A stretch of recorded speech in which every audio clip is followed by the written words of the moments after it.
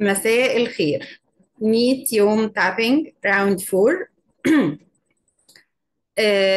هنشتغل على اني زهقانة من كتر الشغل على نفسي. طبعا لو انا بعمل اللي انا عايزاه عمري ما هبقى زهقانة، لكن لو انا معتبرة الشغل على نفسي ده حاجة تاسك فبالتأكيد هكون زهقانة. فالفكرة هنا ان الزهق ده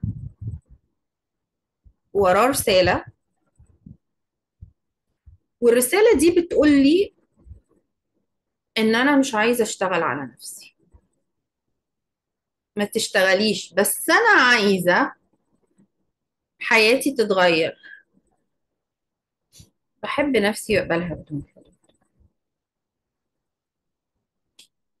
انا مش عايزة اشتغل على نفسي، بس بجبر نفسي اني اشتغل على نفسي غصب عني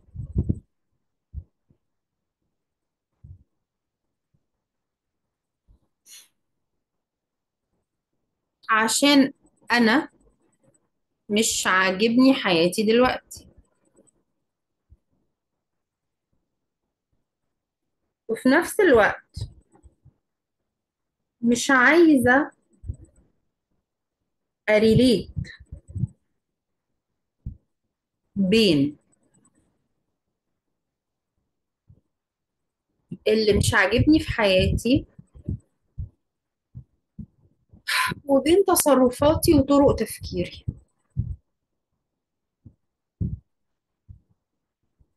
عشان كده بدخل السيشن عشان اغصب نفسي اني اكون شخص تاني غيري. ولاني عمري ما هكون شخص تاني غيري، والسيشن عبارة عن من يوم ما ربنا خلقنا اسمها peeling the onion، بنقشر البصلة عشان أوصل لماي ترو مي. ومفيش شورت كات يخليني شخص تاني غير نفسي. لازم أمر بكل اللايرز بتاعتي، المعتقدات والأفكار اللي أنا تبنيتها من الخارج من أشخاص تانيين، الهويات اللي جبتها من بره وهي مش أنا، وحطيتها as a part of me واتعاملت معاها على أساس إنها أنا. مفيش طريقة للحل غير الاعتراف بيها، الاعتراف بإنها مش أنا،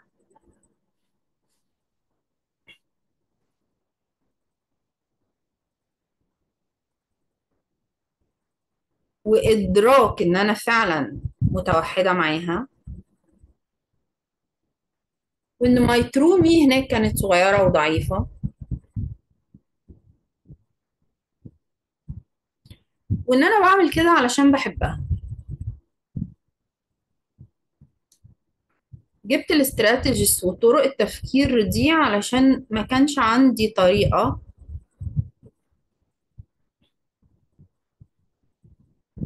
أحميها بيها غير إني أتقمص شخصية الكبار وأدوارهم. علشان my attitude as a small girl ما كانش شغال في المجتمع اللي أنا كنت عايشة فيه. فحتى الاستراتيجيز اللي ضد نفسي كنت جايباها عشان أحمي نفسي الحقيقية بيها.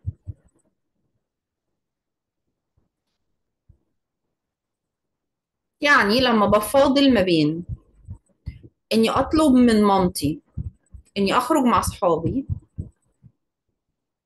أو إني أحتفظ بعلاقتي بمامتي كويسة من غير ما تزعق وتصرخ وتتخانق معايا في الويك إند،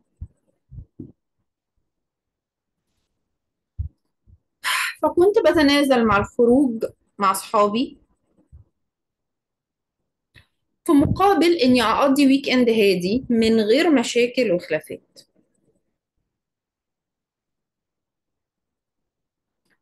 فحتى الاستراتيجي اللي اسمها منع او عدم اخذ اللي انا بكرهها النهارده، انا اخترتها بمزاجي.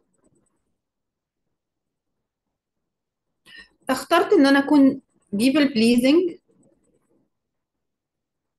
عشان اقدر اعيش في سلام، لاني مش متحملة الصراع اللي مطلوب مني اني امر بيه لو كنت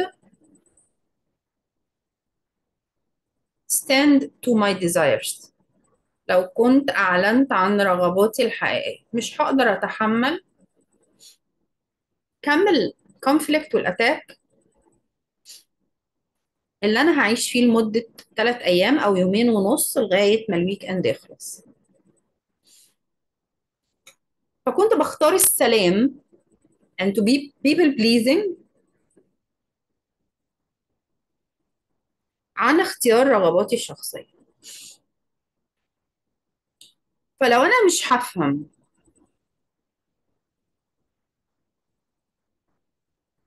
ان السيشن هي الرحلة العكسية لنفسي اللي انا تجاهلتها،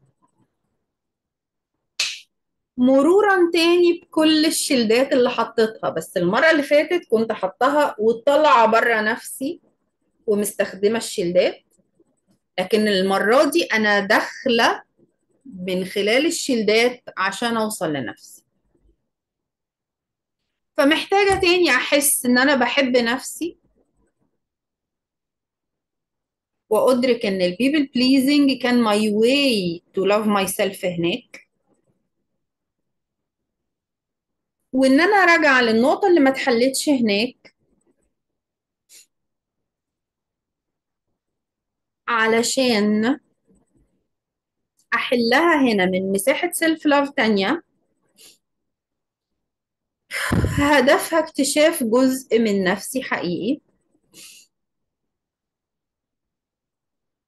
مش زق الاستراتيجي بتاعت رفض الأخذ اللي الإيجو بتاعي واقف لها وبيكرهها عشان يخلق نفس الصراع اللي أنا هربت منه هناك وأنا صغير. ولو أنا لما كان عندي 5 6 سنين كنت واعية إن أنا مش عايزة الصراع ده، وكنت بهرب منه بإني أدفع أي تمن عشان ما ادخلوش، فأكيد النهاردة لو انت هتحطيني في نفس الصراع وتطلبي مني أزق الاستراتيجي اللي حمتني من الصراع هناك، ويبقى عندي أخد بين يبقى عندي صراع بين إني آخد اللي أنا عايزاه وما بين البيبل بليزنج، وأنا ما قربتش من نفسي الحقيقية وفهمتها،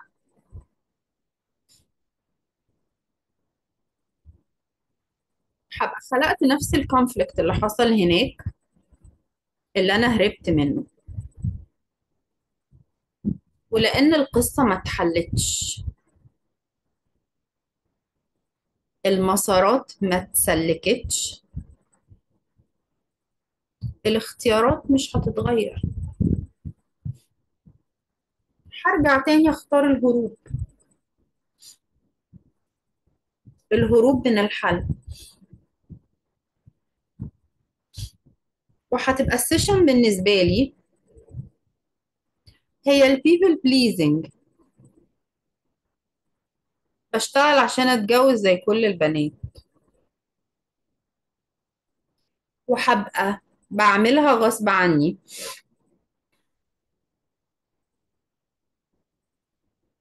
عشان اكون في سلام مع رأي الناس فيا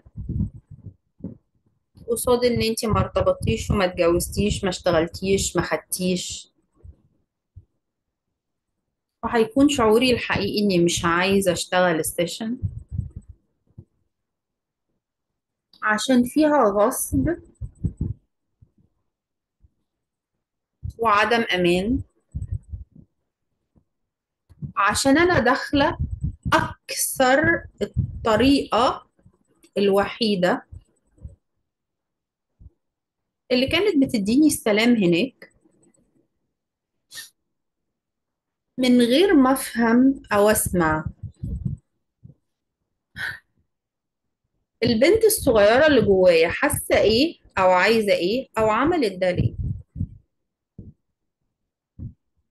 ومن غير ما أسمعها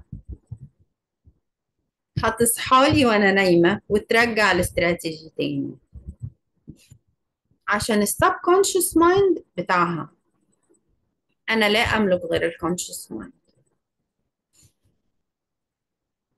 بس من حسن الحظ إن كل ده خلل في مسارات طاقة الجسم.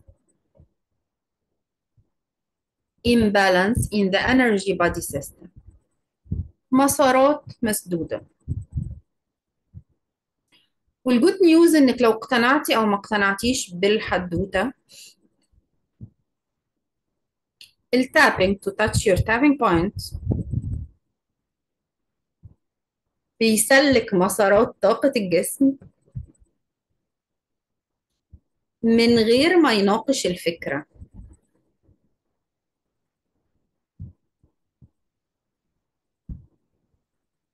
من غير ما يسمع مبررات. طالما الفكرة مش بتفيدني بنتعامل معاها على إنها ماسورة مسدودة. وعلى فكرة كلمة ماسورة دي مش virtual، دي كلمة حقيقية، عشان الانرجي بتمشي في مسارات زي البلاد فيزلز، زي مسارات الدم في الجسم. عشان كده حتى مسارات الطاقة بتحتاج تتسلك، ودينا بنسلكها بالشكل ده. أسمح لكل ده يكون موجود زي ما هو، أحب نفسي تماما وأقبلها بدون نفس مرة واحدة. بدخل في 7، طلع في 7، استقبل نور مكان اللي خرج، وبشوف اللي بدأنا بيه، مش فاكراه، إن أنا بزهق من الشغل على نفسي باقي منه كام.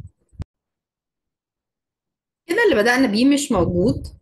كده مبقاش عندي مشكلة مع السيشن، بقيت شايفة انه هو انت عايزة تروحي تقعدي مع نفسك دلوقتي شوية فهنعمل سيشن عشان تو سيلف كونكت، ولا مش جاهزة اني اقابل نفسي واقعد معاها as a best friend، فمش هختار دلوقتي كوقت للسيشن. ف... فهنا بقى عندي ادراك انا بروح السيشن ليه. ده لا ينطبق على التابنج افري داي، لان التابنج افري داي زي الصلاه وغسيل اسنانك والسكين كير روتين، نفس مره واحده. دخل في 7، طلع في 7، استقبل نور مكان الخرج. اشوفكم المره الجايه ان شاء الله.